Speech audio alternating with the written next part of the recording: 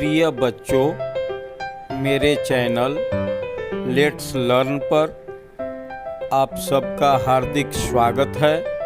आपकी सफलता ही मेरे चैनल का एकमात्र उद्देश्य है।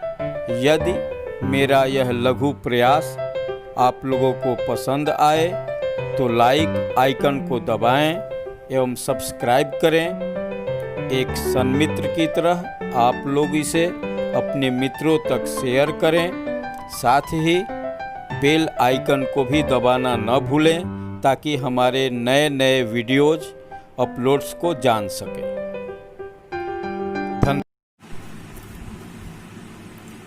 आज का अध्यापन विषय है कबीर एक परिचय। कबीर की साखियाँ के पहले कवि परिचय के अंतर्गत कबीर के विषय में जानना आवश्यक है। भक्ति काल को 1375 विक्रमीय से 1700 विक्रमीय तक माना जाता है। भक्ति काल को दो भागों में बांटा गया है, निर्गुण काव्य धारा और सगुण काव्य धारा। निर्गुण काव्य धारा को भी दो उपभागों में बांटा गया है, ज्ञानाश्रयी शाखा यानी संत काव्य और प्रेमाश्रयी शाखा यानी सूफी काव्य। ज्ञानाश्रयी शाखा के मूर्धन्य संत कबीर रहे हैं। इनके अलावा इस शाखा में नानक, नामदेव, मलुकदास, रैदास, दादू, सुंदरदास हुए हैं। प्रमुख भाषा इनकी ब्रज भाषा रही है।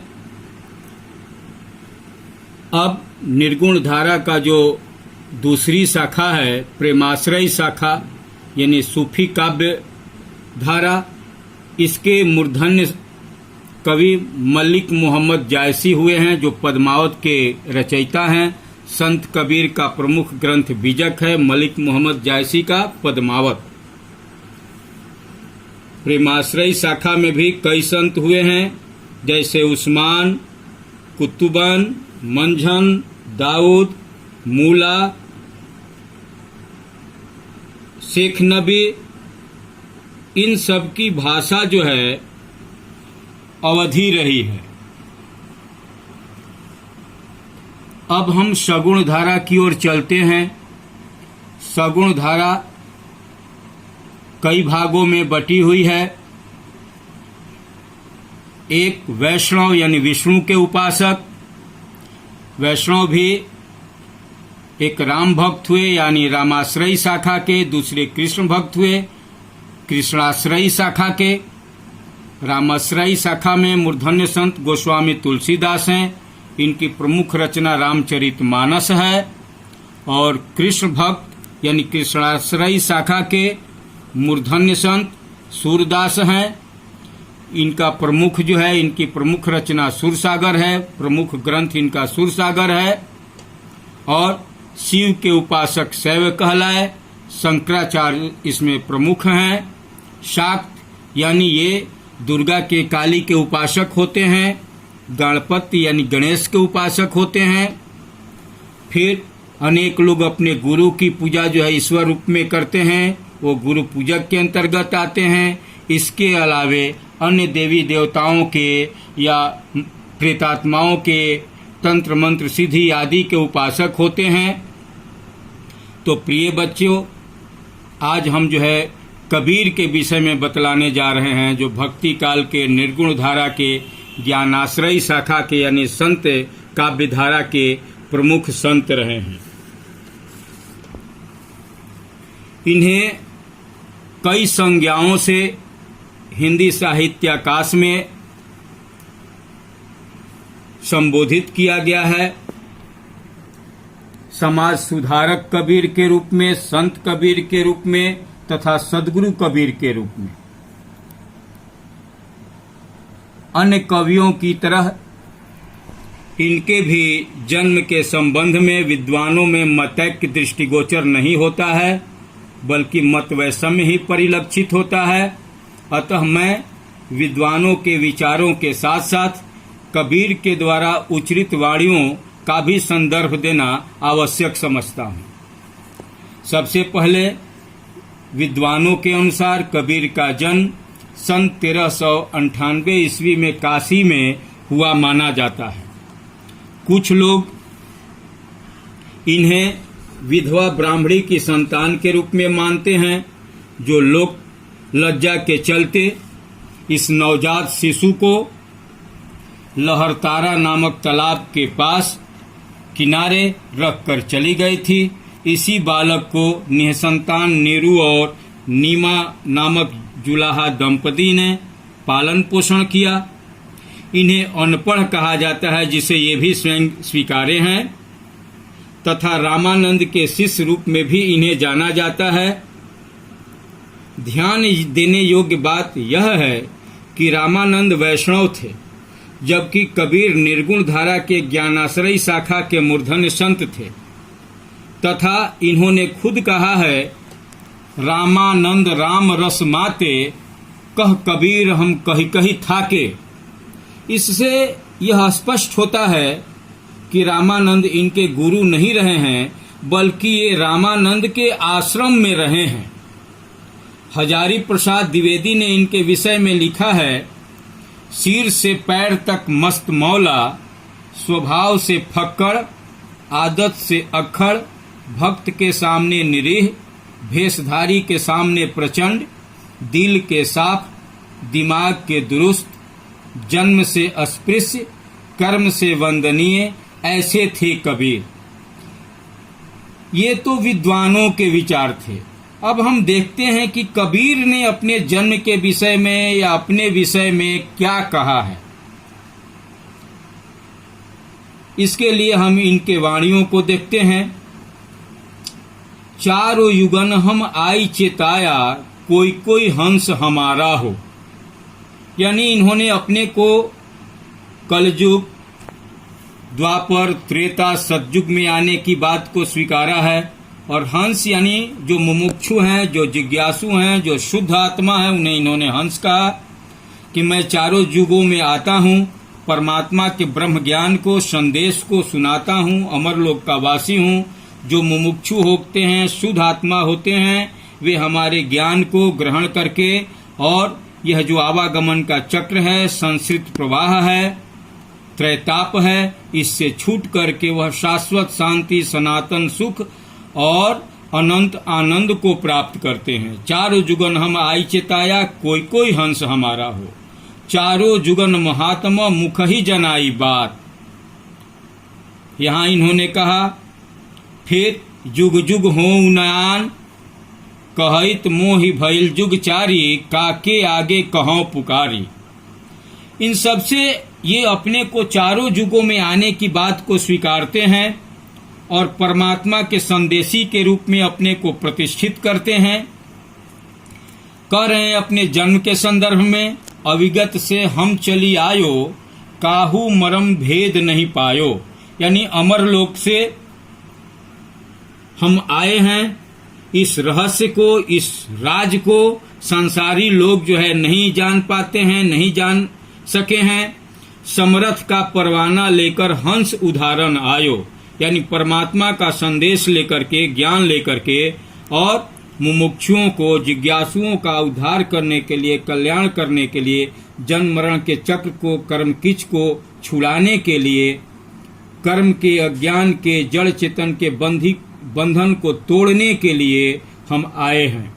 ना हम जन्मे गर्भ बसेरा, ना बालक हुई रोए, काशी शहर जलज बिच डेरा, तहां जुलाहा पाए। हम किसी के गर्भ से उत्पन्न नहीं हुए हैं, यानी हमारी कोई माँ नहीं है, और न ही हम लहरतारा तालाब के पास बालक किसी परित्यक्ता के द्वारा छोड़े गए हैं, जिसे नीरू नीमा नामक जुलाहे दंपति ने हमारा लालन पालन किया। यानी ना हम जन्मे गर्भ बसेरा, ना बालक होई रोए, काशी शहर जलज बिच डेरा, तहां जुलाहा पाए। जुलाहा हमें प्राप्त किए, इसको तो इन्होंने स्वीकारा है, लेकिन यह नहीं स्वीकारे हैं कि हम किसी माने औरत के गर्भ से पैदा हुए हैं और बालक हुए हैं। बल्कि इन्होंने कहा कि मैं पंच तत्वों का शरीर जो है अपने योग शक्ति से धारण किया। जो लहरतारा में तालाब में कमल था उस पर प्रकाश पुंज के रूप में आया, फिर पंच तत्वों को लेकर के अपने शरीर को बनाया। इस रहस्य को संसारी लोग भला कैसे जान सकते हैं। थे विदेह देह धरी आए, काया वीर कबीर कहा है। इन्होंने कहा कि हमारा जो है ये भौतिक शरीर नहीं था, हमारा दिव्य शरीर था। हमारा प्राकट्य हुआ है, जन्म नहीं हुआ है। हम विदेह मुक्त आत्मा है। यानी इस तरह हम लोग देखते हैं कि कबीर ने अपने को सहज मुक्त, परम सिद्ध, परबुद्ध तथा परमात्मा के ज्ञान का संदेशी के रूप में चारों युगों में आने की बात स्वीकारा है। जब गोरखनाथ रामानंद के आश्रम के मुख्य दरवाजे पर आकर अपनी सिद्धि के बल पर त्रिशूल के ऊपर शरीर को हल्का करके बैठ गए थे और शास्त्रार्थ के लिए रामानंद को ललकारे थे, तो कबीर बाहर आकर के और तकली के धागे को ऊपर की ओर फेंक करके और उस धागे के ऊपर बैठ जाते हैं। ऐसी चर्चा है इनके शिष्यों के द्वारा। इस तरह से गोरखनाथ का अहंकार टूट जाता है और वे कबीर से प्रश्न करते हैं कि कबीरा कब से भय बैरागी, तुम्हारी सूरत कहाँ को लागी। कबीर कब से आप जो है योग साधना कर रहे हैं और आपकी चेतना जो है, आपका ध्यान जो है किस भूमि पर लगता है, कहाँ पर लगता है।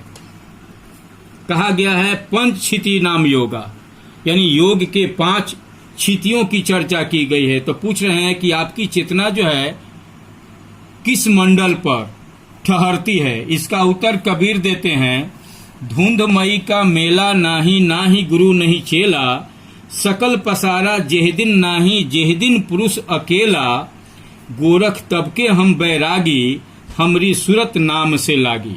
कह रहे हैं कि जब यह सृष्टि प्रवाह नहीं था, कोई किसी का गुरु और शिष्य नहीं था, जिस समय परम पुरुष परमात्मा जो है अकेला था, आया है उपनिषद में एको अहम बहुश्याम, मैं एक हूं अनंत होता हूं। यानी सृष्टि का विस्तार, सृष्टि का प्रारंभ कैसे होता है। तो कह रहे हैं कि सकल पसारा जेहि दिन नाही, जेहि दिन पुरुष अकेला। जिस दिन परमात्मा जो है अकेला था, गोरख तब के हम बैरागी, हमारी सूरत नाम से लागी। गोरख हम नित्य अनादि वैरागी हैं, हम सहज मुक्त हैं। लोग यहाँ योग साधन करके जीवन मुक्त, ब्रह्म मुक्त, विदेह मुक्त होते हैं, ब्रह्मज्ञानी होते हैं। हमारी चेतना जो है उसी पर ब्रह्म परमात्मा से, सच्चिदानंद से, अद्वितीय ब्रह्म से लगी हुई है। इनकी सभी रचनाएं कबीर ग्रंथावली में संकलित है। उन्हें शिष्य ही इनकी वाणियों का संकलन किए हैं, क्योंकि कबीर ने स्वयं स्वीकारा है, मसी कागज छुओ नहीं, कलम गहो नहीं हाथ, चारों जुगन महात्मा मुख ही जनाई बात। इन्होंने कहा कि मैं तो कागज और कलम को छुआ तक नहीं, मैं तो मुख से ही ब्रह्म विद्या की बात जो है, पराविद्या की बात जो है बतलाता रहा हूं और लोगों का कल्याण करता रहा हूं। इनकी प्रमुख रचना बीजक है। इसमें साखी, रमैनी, शब्द, इनके 3 जो है काव्य संग्रह हैं। रैदास की तरह इनकी भी वाणियों को सिखों का जो धर्म ग्रंथ है गुरु ग्रंथ साहब, उसमें स्थान मिला है। ये सामाजिक कुरीतियों, अंधविश्वासों एवं रूढ़िवादिता का सदैव खंडन करते रहे। इन्होंने अज्ञान जन अवधारणाओं, मिथ्या मान्यताओं, कपोल कल्पित कल्पनाओं को अपने तर्क संगत ज्ञान से धराशायी किया है। इन्हें द्विवेदी जी ने वाणी का डिक्टेटर कहा था, क्योंकि भाषा पर इनका बेजोड़ अधिकार था। ये जो भी बात कहना चाहते थे, भाषा सदैव परिचारिका एवं परिचायिका की तरह बनी रहती थी।